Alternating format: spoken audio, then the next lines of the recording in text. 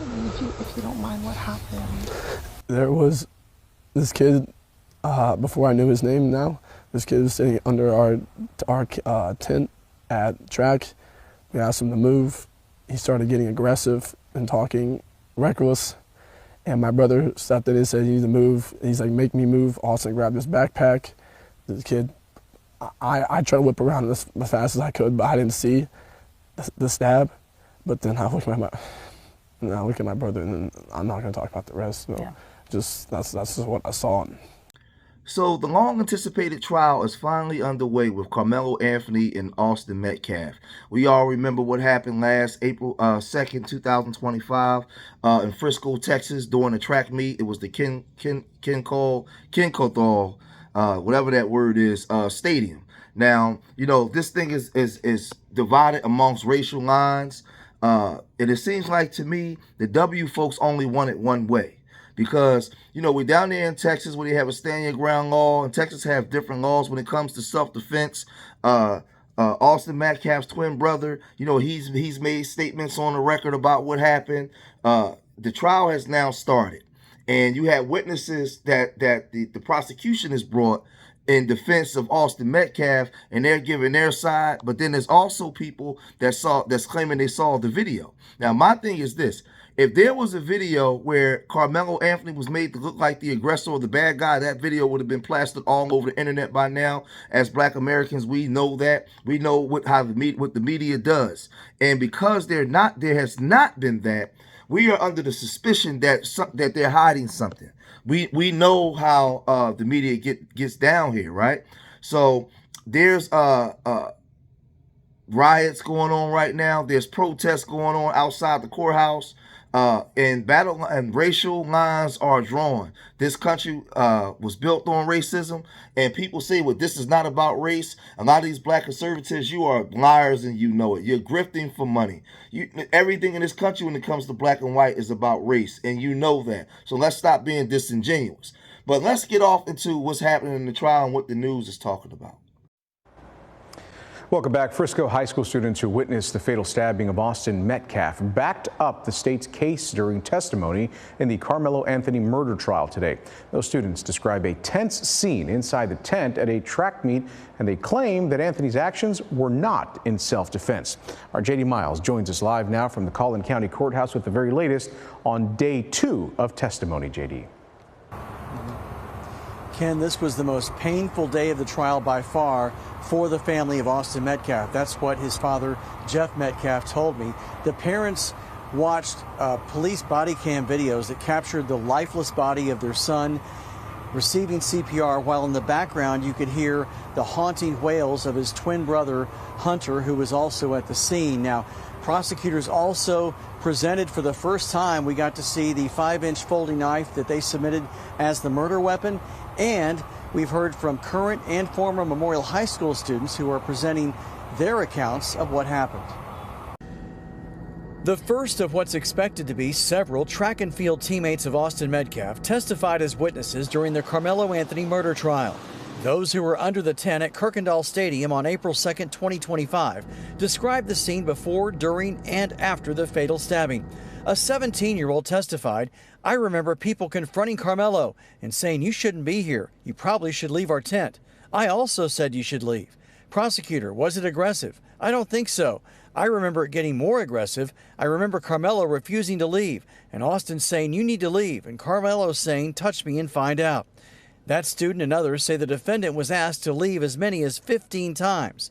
Prosecutors asked him, "Did anyone try to gang up on him?" His answer, "No, sir." "How long did this go on?" "Roughly 2 minutes." "Was Karmelo angry?" "Yes, sir." "Was Austin angry?" "Yes, sir." Karmelo started refusing to leave. Prosecutors, "Who was provoking?" "Karmelo." Austin leans in to push him and Karmelo stabs him. Karmelo had his hands inside a backpack, and we thought it was a bluff. He says he and others didn't believe Karmelo would do anything because they live in a, quote, safe community. Austin fell down the bleachers onto his back and he got up. He lifted up his shirt where his chest was all bloody, and he said, "I think I got stabbed." Prosecutor, "Did he say anything?" "I think he said, 'Oh my God.'" Another student, Jalen Matthews, backed up the state's case when prosecutors asked him, did it look like Austin was trying to pick a fight? His answer, no, sir. Did it look like Karmelo Anthony was trying to pick a fight? Yes, sir. Did this look like self-defense to you? No, sir. Was Karmelo Anthony the aggressor? Witness, yes, sir.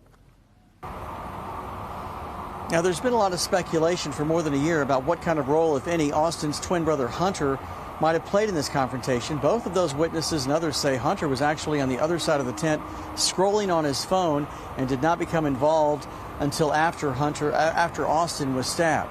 Now, there are more students taking the stand right now in the courthouse behind me. We'll bring you their testimony later today. Live in McKinney, J.D. Miles, CBS News, Texas. Now, these were witnesses for the prosecution. Now, I'm sure that the defense is going to have a defense against this. I'm sure that they'll have some people come out and testify. But when I use the term that W folks only want to have it one way, when we saw the Trayvon Martin situation, we had the transcripts of the phone call where the police said, do not pursue him. Do not pursue him. He pursued him anyway. And we see what the outcome was. And W folks still sided with Trayvon Martin, because let me tell you something, man. Right or wrong, weak or strong, whether you a thug or whether you in the boardroom, they believe they have a right to govern you. You are not human to them. This is the way that they treat you. We saw the situation with Terrence Crutcher when that cop was caught on video saying that he looks like a bad dude. That was a cop in the helicopter. This guy was innocent. He had his arms up, and Betty Shelby piled him in the leg, right? We saw the situation with Tamir Rice when the cop just jumped out the car. This 13-year-old boy unalived him. W folks still took their side. So it doesn't matter. It doesn't matter. The history of this country speaks for itself. I have the history on my side. Right? You guys feel like you have a right to do whatever you want to do to us, and we don't have a right to defend ourselves. It's always been that way. We remember the Birmingham bombing with the 3 little girls. They still found ways to justify that.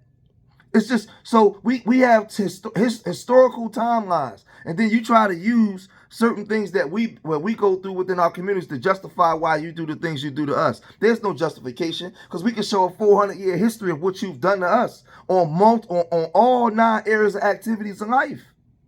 It is what it is on all 9 activities in life, from institutional to labor to law to everything. Of racism and discrimination of what you've done. So you're not the moral standard. So there was a guy that claimed that he actually saw the video. And this is all alleged, because I don't know if he actually saw it, but he claims that he actually saw the video, and he gave a different view of what happened as opposed to the students that testified under oath. This guy said this. You seen the video, John, 2 hours. Was it clear enough, or was it fuzzy, or what? No, it was clear. It was clear enough to where you can see the actual individual raindrops come by the cameras. Okay. That's how clear it is. You actually see them walking up. You see that Karmelo is already up under there. He's under there minding his business. Dodging the rain, or? Yeah, it was still raining. You know, right. I'm familiar with him. So that day we were under a tornado watch. Right. And we were under thunderstorm warning, and we know we had already had some light rain then, and it started raining again. Then it was over with for the day. Okay. So that's kind of what happened on that day. But they were at a rain delay already. And so during that time when that happened, the twins, their 2 buddies, and a few other kids, because there was a few kids involved with them, they were all coming from the direction of the middle school, coming walking back up. Right. On the video, you can see those 4 that actually was involved, and maybe about 3 or 4 others that was with them, skipping up, trying to catch up behind. One veered off probably toward his way to go to the coach and kind of distract him a little bit. And then the other 4 came walking together. One went in front of them, went past. Right. The other 4 went and they surrounded Karmelo. You know, if you're Karmelo. And they showed it on that video. It's on the video. Okay, come on. You can see them walk I'm going up. to say little stuff. I'll put it this way. Okay. They actually tell you when you're watching the video, pay attention to this corner right here, because if you look anywhere else, you might miss different things. Okay. So watch those 4. Here they're 4 right there coming up. Right. That's exactly what they say. Okay. And so you have no way to be confused that it's those 4. Okay. So they come up, they surround them, and this immediate moment of not even a few seconds of pause, then that's when they jump. And so they actually did jump him. Yeah, it wasn't just no touch. It wasn't just all that moment. Yeah, it was a push. It was all kind of things. But Austin pushed, Hunter hit, and then everybody swung. But at the same time, So it's more Karmelo, than the twins that got some licks all on them. four. So it showed that in the video. Yes, in the video. So again, you got Hunter and Austin standing in the middle, Okay. and you have the light bright boy here, and you have the darker boy here. Okay. I think that's what I remember. So I have to go back and think about it. But that's where they were. One was going up and down while they were talking, and kind of pushing or whatever he was doing. Austin and Hunter was in front. So where they're talking about grabbing bags, Hunter actually said that I grabbed his bag. Right. And then later on, he said that Austin threw the bag. Okay. Jeff also said the same thing. And so that's them both antagonizing. And we Right. know under Texas law, I just have the fear that you're about to do something to me and you can get up out of here. Yeah, so you don't have to touch me. But at that point, he still stood there and stopped there. And whatever they say alleged was said, you don't know that until they get into it here. But once they did that, they started hitting him. Karmelo actually was able to back out and try to get away. So he was actually trying to get away the first time. Austin grabbed him, and you can see his hoodie coming out like this, and they brought him back in. Okay. And when they brought him back in, that's when you can see Austin put him in a headlock. You can see that all the rest of them are still hitting. That must be when the poke happened, because he was able to get out again. He backed out. He looked to the right. That's where the other little kid was filming, because they got some cell phone footage too. But that's where he was filming. He looked directly at him in his camera, and then he went this way to the left. He went down. He fell. And that's when they realized he was gone, because they were still punching. And when he fell, that's when they all turned around. They started chasing him. Austin tried to go chase him too, but he grabbed his chest. I guess he realized that something happened to him. And that's when he went down a little bit and he fell down. But all three of them was chasing. But Karmelo was so fast, he got away and went around to the coach.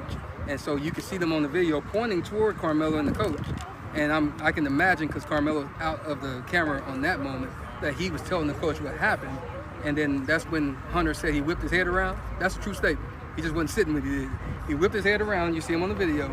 And that's when he walked over to where Austin was, but he never touched him. So all that stuff about him rendering aid and holding his heart, and not, he never did that, because the coach grabbed him and he was holding him. So at the end of the day, that's kind of where the moment went. But they did assault him, and we'll just play the game. Even if it was just a push, you still assaulted him. Now, with all that being said, right? Now, again, this is alleged, but the guy's saying that he actually saw the video, and what he's saying is, Karmelo was actually attacked by more than one person, right? And the brother didn't render no aid, right? So he's basically going against the stuff that was said by Austin Metcalf's brother, and what some of the other kids were saying. I guess they're friends, because it's been over a year. So, they've been coached up by the prosecution on what to say, right? But in this country, you have a lot of W folks that aren't racist, right? But a lot of them are too afraid to speak out for being ostracized, right? Maybe they'll lose jobs. Maybe they'll be cut off from the family. But they don't want to speak. But then you have some W folks that's raised maybe around black folks and within the communities, and they're even calling out W racism, and they're tired of it, and they're calling out the hypocrisies amongst their own people. So they're talking like this. I was just shadow boxing, so I'm a little winded. But Austin Metcalf, okay? Austin, Karmelo gave you an out many times. He told you, don't touch me. And what did you do? You proceeded to touch him. You also grabbed him up to try to physically move him. He gave you an out, bro. He gave you a chance to not mess with him, and you still messed with him. That's why a lot of us can't wrap our head around this, okay? Because you can't put your hands on other people. It don't matter the race. It don't matter your color. You cannot put your hands on people and not expect a reaction, okay? Granted, yes, it was a knife. Yes, granted. We all wish Karmelo would have just turned around and decked him in the jaw, But Karmelo was actually scared, okay? He feared. He might have not been strong with his hands. He might have not had confidence with his hands. So he carries around a knife in fear that he might get beat up or jumped or something, okay? People don't just carry knives because they're tough, okay? I boxed when I was younger for a lot. I carry no weapons because I'm confident with these. Karmelo was not confident, okay, in his hands, and it's okay. But I know if this situation was switched and it was Karmelo in Austin's shoes, you all would be saying, Karmelo is a thug. Why is Karmelo going to a track meet looking for snatching people up? It was right what Austin did. This thug shouldn't have snatched him up. We all know if them pictures were reversed, y'all would still be on Austin's side. And that's what we're tired of. Okay? Close your eyes and listen to the case and you would understand. Okay? Do we think Austin's life, like you guys make it think like just because we're saying that we don't care about Austin's life, we still care. Somebody still lost their life. Okay? We want no lives lost. We wish it could have just been solved with talking. Okay? Just because we're on Karmelo, we just can see just the blatant, like, it's just crazy, man. It is crazy. All right, the Karmelo Anthony trial, dude. This case is, we don't know enough facts to actually know what happened. So I'm just gonna break down the problems from the beginning of the case. Both the kids were under 18 when they got in this altercation, man. It shouldn't be he shouldn't be charged as an adult. Period. Kid against kid shouldn't be charged as an adult. They also charged him with first degree. Under no circumstances is this going to be first degree. Under no circumstance is it first degree. And like I just told you with what Sean did with Mr. Chow and not putting a lesser included offense in the instruction, bro, Karmelo's attorneys better ensure that the jury is instructed on lesser included offenses in the case, man. Because there are contradictory evidentiary issues that we don't know about. There was a dude that says Karmelo was just chilling on his phone trying to get dry. On the track, these two kids came up. One dude started punching on him, then Karmelo grabbed in his bag. Boom, hit him with the knife. And don't get it twisted, bro. All these people that are happy that Chow got off are being like, Karmelo's guilty. It's all racism based, bro. It's not objective facts and ability to defend yourself. Like, oh, why do you have a knife? Just like they said with Cyrus. Why do you have a gun? I don't know, dude, because being a young black man in the United States puts you at risk of being unalive for any reason whatsoever. I don't know, maybe that's a legitimate reason. But the biggest problem right now, too, is the jury is all white. And you would think that would be unconstitutional. It's not, somehow. And the state of Texas used its last preemptory challenges to get rid of the last 3 jurors. Preemptory challenges, each side in this case gets 10, which means they could, for whatever reason they want, they can take people off the jury, right? Each side gets 10, like, not take them off, take them off, take them off. And there was 3 remaining minorities, black people that were on the jury, and the state was like, nope, take them off, use their last 3 preemptory challenges.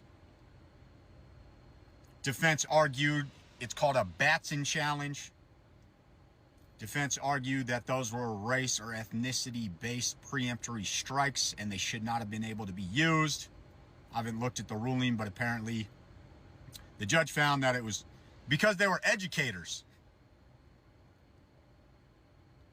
Yeah, we don't want educators on the jury. Likely the best people being able to objectively go through evidence. So what do I think is going to happen? He's going to be found guilty of a lesser included offense. Do I know if that's going to be right or wrong? I mean, he's got everything working against him, bro. He's a black kid in the United States of America. And unfortunately, when somebody loses their life, man, through your actions, justified or not, you know, sometimes consequences are necessary. Was it a reasonable response to getting beat up by 2 kids if that's what happened? I mean, I would just be running out of there, bro. But I'm not Karmelo, man. I'm not a young black kid in the United States. And there's other reports that he was bullied by these dudes. So, again, listen to what Michael Beasley says, bro. You can't judge a person for their decisions without knowing the choices they had. So those are W folks just being honest, right? Just keeping it all the way real. Especially the first and the second guy. But the second guy was saying, the thing is, what he did was that was important if you take the emotion out and you just listen. What he said was, he knows what it's like to be a black man in America because he knows his people. He knows our history with his people. He knows the contradictions and the hypocrisy amongst his people, the way that they played reverse psychology on you and made you believe that you the N-word, made you believe that you the thug, made you believe that what you do in your communities to each other, you have never done anything like that to them. You never created laws to harm them. You never created prisons to falsely imprison them. You have never just unruly unalive them on crazy levels and then use the courts to justify it. We've never done that, but we know who done it. We know what they've done to us. He knows this. That's why he's talking about being a young black man in America and the way things are unfair. He broke all that stuff down. The other guy said, like, if this was the other way around, you guys only want it one way. If it was the other way around, you still would have Austin Metcalf's side. So it don't even matter what Karmelo did. So both of these W guys are already telling you, in other words, that Karmelo is doomed because they know their people. They know their people. This ain't elementary. This ain't hard. This ain't hard to figure out. We have the history on our side, and we have a bunch of sellout black folks, right? These conservatives that take W people's side regardless, right? And then you have a bunch of worthless, powerless Democrats that's over there, black clergy and black leaders that have no power to get nothing done. None. In 2026, this stuff is still happening. And the media, you know how they all, the way the media operates, they always portray black people in the worst light. Right? So the DA was able to get 3 black people off the jurors that was educators. Like, come on, man. We already see how this thing play out. But let's look at some more of what the media is reporting. All right, happening today, the trial of Karmelo Anthony will resume this morning after prosecutors were seen clashing outside a Texas courthouse as opening arguments kicked off. Watch this. You don't scare us, man. You don't scare us. You're racist. Built on a lie. The suspect is accused of 17-year-old Austin Metcalf during a track meet last year. Janley Painter here with the details. Jan. Hey, Todd and Carly. So prosecutors will continue their case against 19-year-old Karmelo Anthony later this morning in Texas after, as you said, tensions boiled over outside the courthouse yesterday with dueling crowds on both sides making their voices heard, some focusing on the all-white jury selected in the case.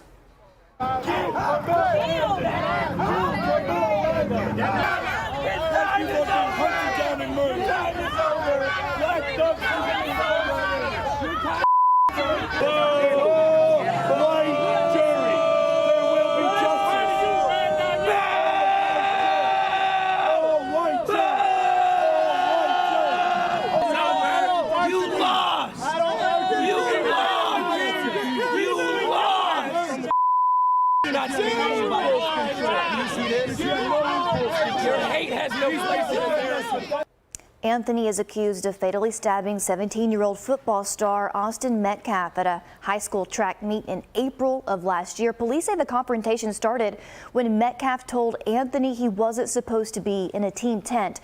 Investigators say things quickly escalated, ending when Anthony pulled out a knife and stabbed Metcalf in the chest. The jury heard the emotional 911 calls and saw enhanced video from the track meet. Anthony has pleaded not guilty to murder. His defense told the jury that Metcalf struck first and Anthony reacted in a split second of fear and chaos. Prosecutors told the jury in openings that the case has nothing to do with race or self-defense. They say Metcalf was unarmed, that Anthony provoked a fight with someone he didn't know, and then pulled out a knife and carried out what they described as a, quote, sneak attack. Metcalf's father previously spoke to Fox. Watch this. This was not a race thing. And this is not a political thing. This is a human being thing. This person made a bad choice. and it affected both his family and my family forever.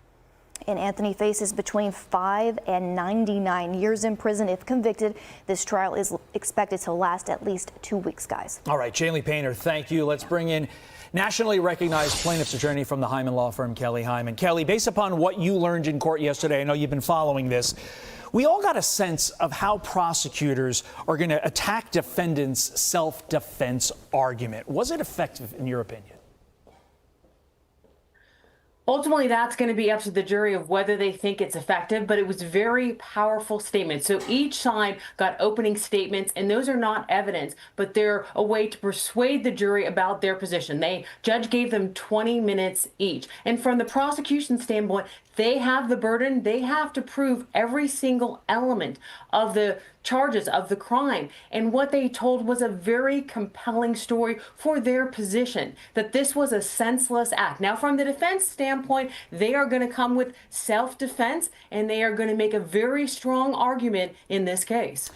What I find fascinating about this case is that prosecution obviously has to prove their case in chief, and they need to do it beyond a reasonable doubt, all the typical elements of a crime that you need to prove if you're the prosecution. But they also have another role, I would argue, equally as important, and it's keeping race out of this case, because that gets really complicated and it gets real sticky. The judge also has that obligation. How difficult will it be for both prosecutors and the judge to keep race out of this? Well, when we look at the jury makeup, it's important to note that the jury, it's been reported that there are no African Americans on the jury. And so this was a bone of contention from the defense standpoint, because there were 3 African American women on the jury that was striked by the prosecution. Now, under our Constitution, we are allowed a jury of our peers, but that doesn't necessarily mean that someone who is African American is going to get an all African American jury. But what that means is by your peers, that it's supposed to represent the community, that in fact the juries are what the community represents. Now, defense challenged that the 3 African Americans were taken off the jury, but the prosecution standpoint said it wasn't race-based. Now, if in fact the defendant is convicted, I could definitely see this race issue going up on appeal and potentially reverse any type of verdict. You led me to my final question. Could you see this case, we reported that the trial is going to last about 2 weeks, but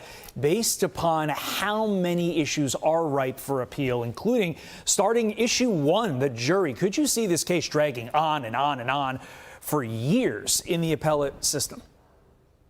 That could potentially happen, but it's important to remember about this case, there are 12 jurors, and the way it is in Texas, that all 12 jurors have to agree, in fact, that he is guilty of the charge. So if one doesn't agree, then that could potentially be a mistrial. But in fact, if he's convicted, as Todd, you pointed out, this case could definitely go on appeal, and then it could go back again and potentially last for many years. Kelly Hyman, thank you for your insight on this. Really appreciate it this morning. Thank you.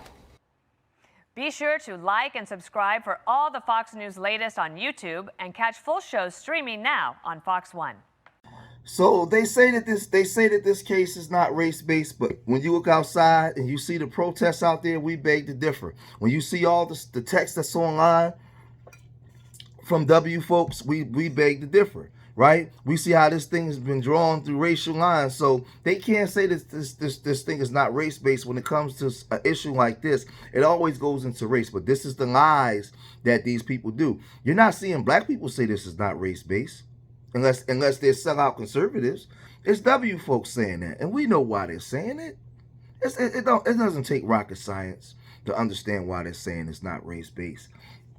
And for them to, it was a reason why they didn't want those 3 black jurors on the jury. That was based off of race. That was race-based. That was their strategy. Man, listen, we have a predominantly W community here. It's the trials here in the community. We don't want to put no black people on there because they could possibly stonewall this case. Right? So their strategy was to get all 3 black people out of here. But then you come on here and say race-based. That's because they only want it one way. I'm W and I say so. They want it one way. That's just the way it is. right? But y'all gotta let me know what y'all think, man. If you made it this far in the video, hit that like button, subscribe to Street Media TV, leave your comments in the comment section. Remember, I love y'all. Till next time, peace.